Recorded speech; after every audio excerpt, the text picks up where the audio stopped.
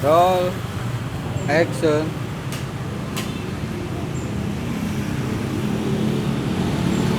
Sore guys, ketemu lagi tentu dengan channel saya Jack Volta guys. Saya kasih habis ini. Ini saya beli untuk konten ini. Jadi kondisi tidak dingin kompresor gitu. Apa yang Anda lakukan ini? Jadi yang Anda lakukan kalau ngecek kulkas tidak dingin satu pintu, ini yang Anda lakukan seperti ini nih, saya kasih tahu. Anda misalkan ini putaran suhunya ini sudah on, kemudian mundur.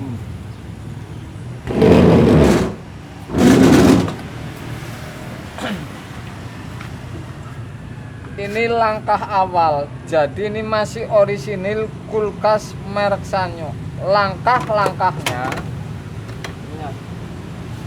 kalau Anda mau ngecek kulkas tidak dingin satu pintu, langkah pertama ini selalu kunci di kompresor. Selalu tetap kunci di kompresornya ini. Bisa dilanjutin pekerjaan atau tidak, ini tentu kompresor guys. Saya akan uji coba ini, saya akan colokin ini. Apakah kompresor ini hidup?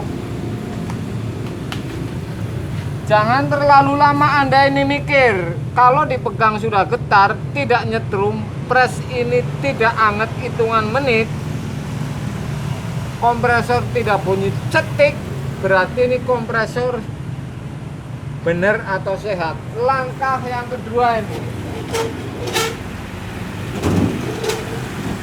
kulkas Sanyo. Jadi saya ini beli, hitung-hitung kompresornya. Jadi untuk konten sebelum saya pretilin ini. Kemudian tentu evap ini saya raba ini. Ada dingin atau tidak, kemudian mundur tristator. Saya dengerin ini.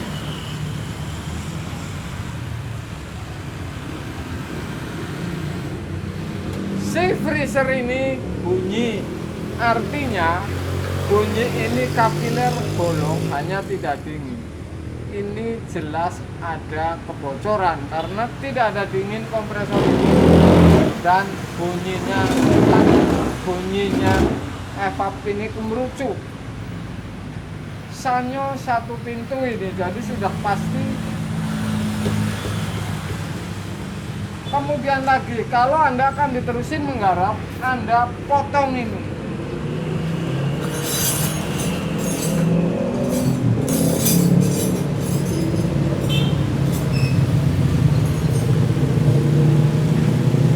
Kalau sudah dicek semua kompresor hidup, freezer Anda dengerin evap ini bunyi kerucuk-kerucuk atau tidak. Kalau bunyi kerucuk-kerucuk berarti kapiler ini berjalan bolong, kemudian tidak ada freon. Ini sudah dicek semua, kompresornya tidak cetak-cetik. Anda melangkah ke kompresor lagi nih. Anda potong pipa press. Oke.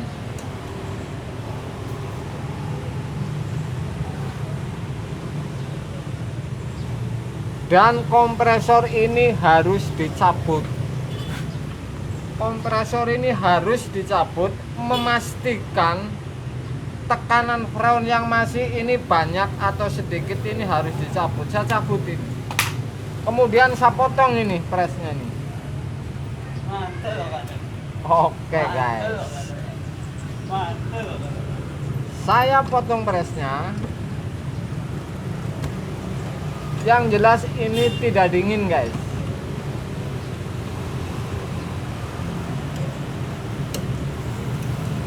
Tidak ada sama sekali nih freon tekanan angin, sedangkan si evap ini tidak ada kebocoran atau licin, ini tidak ada. Dan saya akan potong isepnya, kemudian langkahnya nih dihidupi lagi.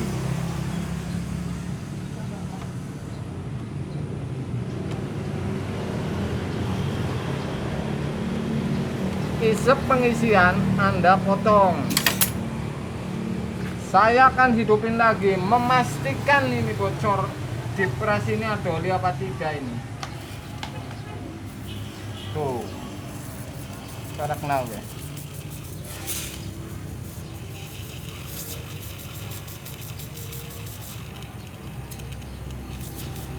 Mundur.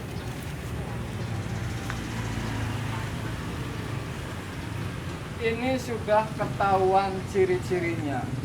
Kalau pres Anda potong jarak 10 cm, 15 cm, 20 cm, Anda hidupin, isepnya potong, freon ini kerucuk-kerucuk tidak dingin evapnya, hidupin lagi, pres ini ada olinya ini.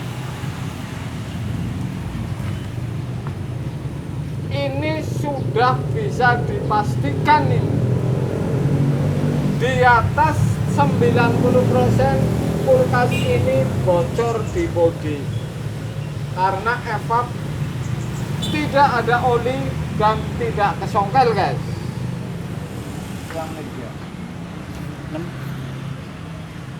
Ini ciri-cirinya. Jadi Anda ini kalau ngecek kulkas pertama, Anda colokin mesin hidup apa tidak, kemudian langkah kedua mesin bunyi cetek multis atau tidak, kemudian langkah lagi ke evapnya ini bunyi atau tidak, kemudian licin atau tidak evapnya Anda raba supaya Anda tahu atau memastikan bahwa bocor di evap atau di pres. Setelah evap ini tidak licin atau tidak kesongkel, Anda melangkah dipotong di presnya dan dicabut dulu bahwa memastikan freon ini masih apa tidak. Setelah kira-kira freon ini masih banyak atau sedikit, Anda melangkah pres ini dipotong 10, 15, 20 cm yang kira-kira nyambungnya gampang. Anda isep pengisian dipotong, kemudian hidupin. Kalau pres ini ada oli, ini sudah pasti Anda harus ganti kondensor guys. Jadi seperti ini nih, kalau evap.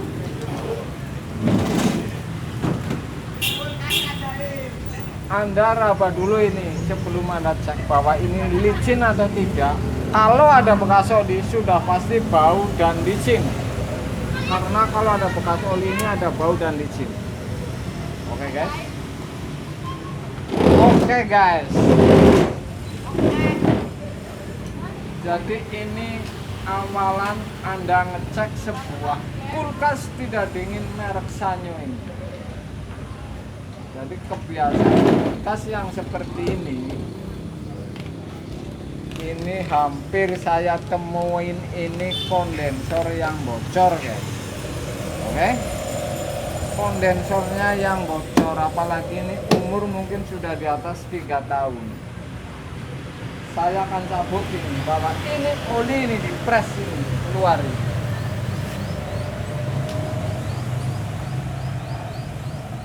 Oke.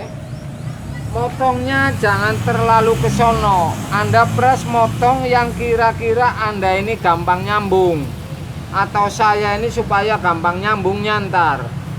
Sudah bisa dipastikan bahwa ini kebocoran, misalkan ada ganti kondensor, ini di toleransi 5 cm aja udah masih gampang nyambung ke atas. Kira-kira begitu. Dan Anda jangan ngutik-ngutik diisap kalau mau ganti kondensor.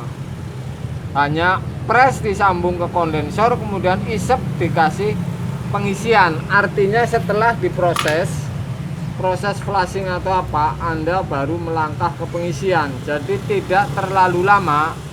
Tentu hasil sudah saya buktikan. Jadi di penyakit seperti ini Anda flushingnya diisep, di flushing juga. Hasilnya ini bakalan sama ini dengan tidak di flushing isepnya. Saya pastikan. Jadi kalau Anda potong seperti ini, Anda buang dulu sampai habis si pres olinya. Jadi buangnya caranya Anda colokin dan di flushing seperti ini nih.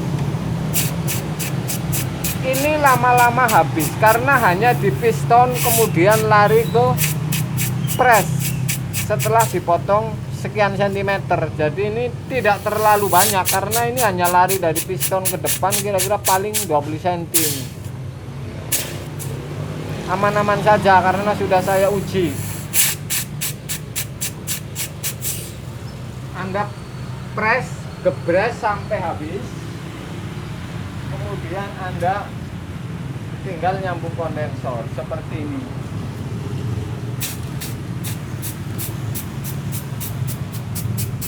Saya masang kondensor itu tidak pernah saya urusan dengan flashing isap karena ini hasilnya akan sama, pekerjaannya lebih lama, hasilnya akan sama.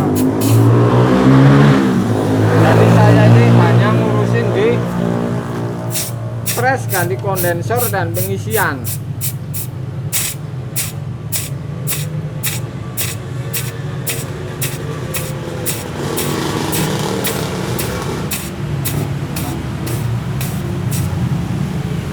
Caranya kira-kira begitu guys. Jadi ini sepele sebenarnya. Kalau kulkas tidak dingin, Anda langkahnya cepat, ngecek keputusannya cepat.